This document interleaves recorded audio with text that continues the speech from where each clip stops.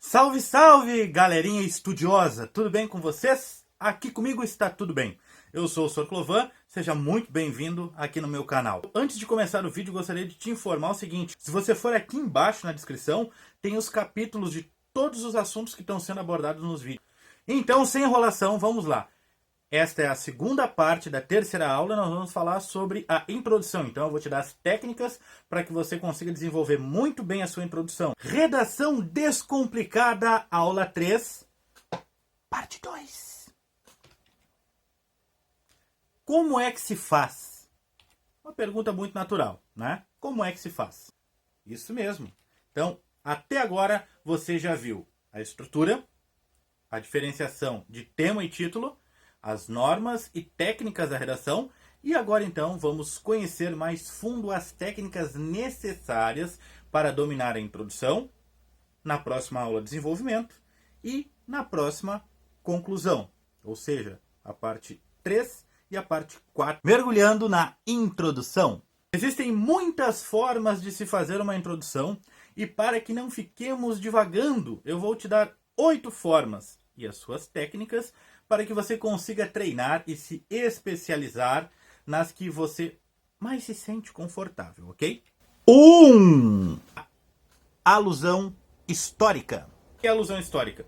Você só precisa destacar alguns pontos da história em que houveram situações que abordam o tema que você está escrevendo. Mas nada mais é do que você colocar algum fato histórico de alguma situação que já ocorreu e que ele tenha sentido, que ele faça um link, né, com o que está sendo dito na sua introdução, com o tema da sua introdução.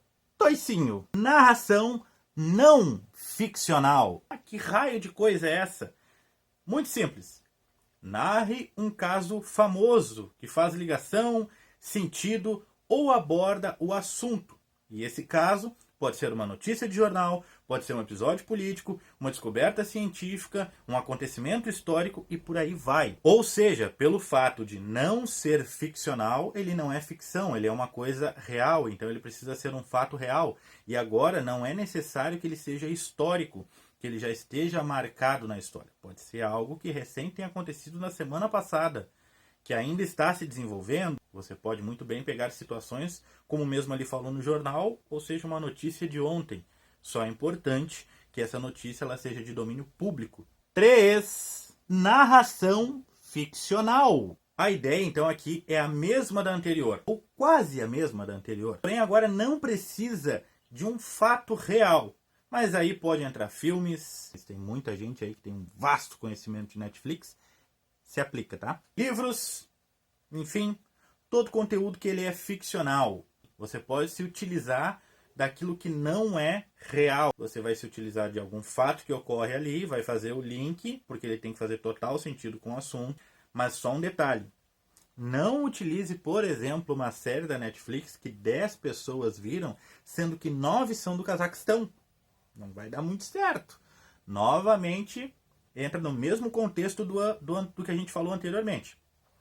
Se vai se utilizar, é preciso que algo seja praticamente de domínio público. Ele tem que ter muita gente conhecendo, porque o avaliador tem que conhecer. Ou tem que ser de fácil acesso, porque se ele quiser fazer uma pesquisa, se ele se interessar em fazer essa pesquisa para ver se realmente o que você está falando ali, ele existe, ele foi aquilo mesmo, ele foi verdade, ele tem que ter um fácil acesso a essa informação. 4. Citação. Saia do habitual. Use trechos de música, frase de algum artista, pensamento de algum médico, de um professor, enfim, uma boa referência a ser citada.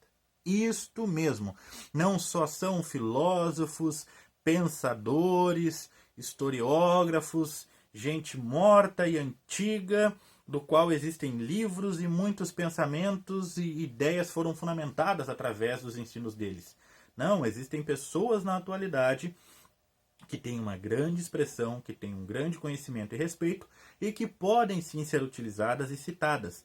Então você pode fazer isso. Só eu vou novamente lhe alertar. Não coloque lá como o grande filósofo meu pai, porque existe uma quantidade pequena de pessoas que vai conhecer essas informações. Então, de novo, se você se utiliza de informações, e eu vou falar isso todas as vezes,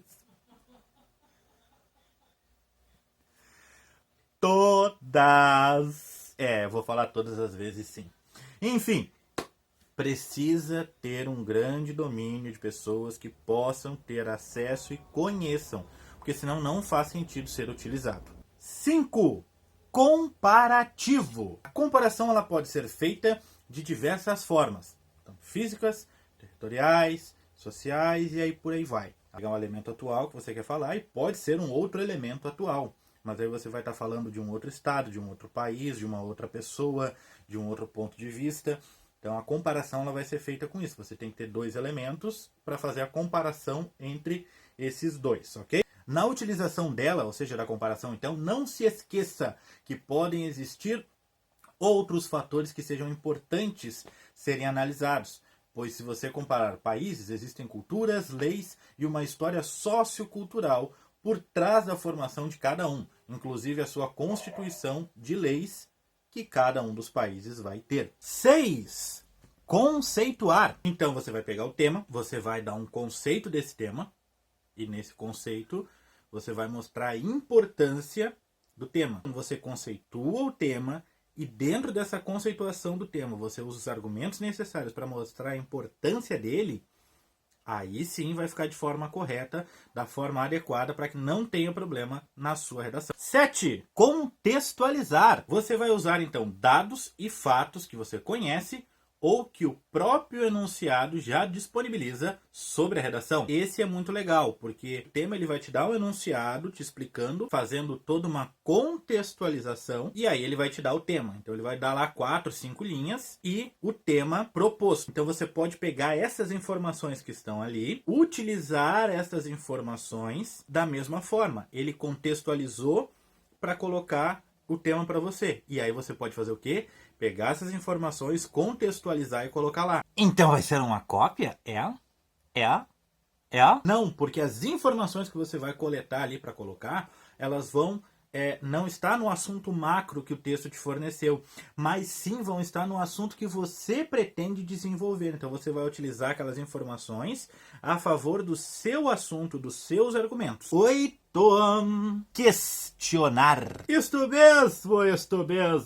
mesmo. Você irá fazer questionamentos, ou seja, perguntas, que questionar é perguntar, né, meu querido? E essas perguntas serão respondidas em seu desenvolvimento. Ô, senhor, mas tu não deu uma pulada aí agora? Não dei uma pulada, não se preocupem. Nessa parte da introdução você pode fazer algumas perguntas, isso é muito natural. Quem assiste muito vídeo e acompanha youtuber, percebe que isso é uma tática muito usada por um youtuber. Ele começa o vídeo fazendo algumas perguntas para instigar a curiosidade, e aí ele vai respondendo as perguntas durante o vídeo. Então, na realidade, isso é uma tática muito tranquila, muito normal de se fazer. Você pode pegar, fazer algumas perguntas ali, só que elas precisam ser respondidas lá no texto. Não adianta fazer as perguntas e depois chegar no desenvolvimento e não responder elas. Então é melhor não fazer as perguntas, tá? Mas você pode utilizar essa tática sim. Importante!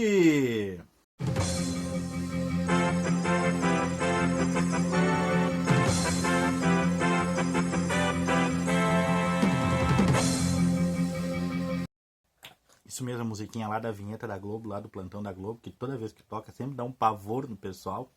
Sim, eu sou mais velho, tá? Eu sei que basicamente hoje em dia não tem mais isso, mas na minha época tinha, a gente tinha medo dessas coisas.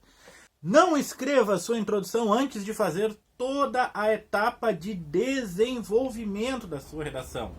Isso mesmo, faça seu desenvolvimento com calma e concentrado no tema a ser abordado. Ao finalizá-lo, você irá ler o seu texto e com isso terá tranquilamente como escolher uma das técnicas acima para usar ao escrever a sua introdução. Eu deixei aqui para o fim essa informação, por quê? Porque é importante que você saiba as técnicas, mas o mais importante é que depois de fazer o seu desenvolvimento, aí você vai fazer a introdução. É melhor que você crie todo o desenvolvimento do seu texto, porque daí você vai ter todos os seus argumentos prontos, organizados lá, e fica mais fácil então de pensar em qual das técnicas você quer utilizar para colocar na sua introdução. Então, meus queridos, agora, o que eu tenho a dizer para vocês? O que foi? A nossa aula acabou. Então, na próxima aula tem mais. Na próxima aula nós vamos falar então sobre nadando no desenvolvimento. Isso mesmo, nadando no desenvolvimento. Ou seja, falamos da introdução, agora vamos falar de desenvolvimento. Então não se esqueça, nos siga nas redes sociais. Gostou do vídeo? Curte, compartilha, se inscreve no canal, dando essa força para que consigamos estar sempre fazendo novos vídeos aí para vocês, tá bom? Muito obrigado a todos e bons estudos! A tranquilidade, ou você vai fazer isso tranquilamente, né? Ah, não. Errei. Aqui. Papa! Como você...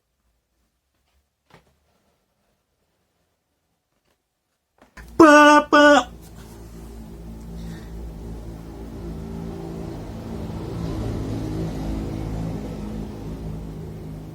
Isso mesmo, né? A musiquinha do plantão lá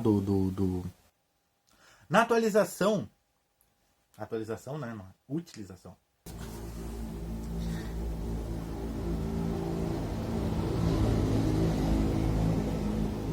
Papa! Dei uma erradinha.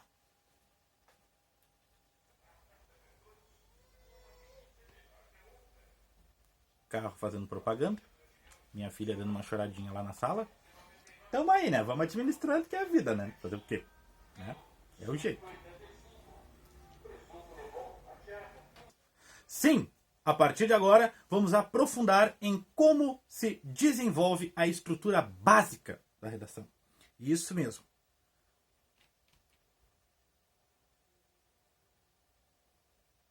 Não gostei dessa frase não ficou boa.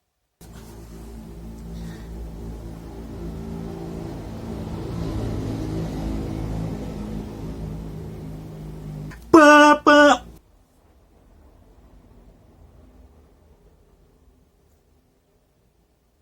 Pelo menos o carro passou na hora que dava para cortar.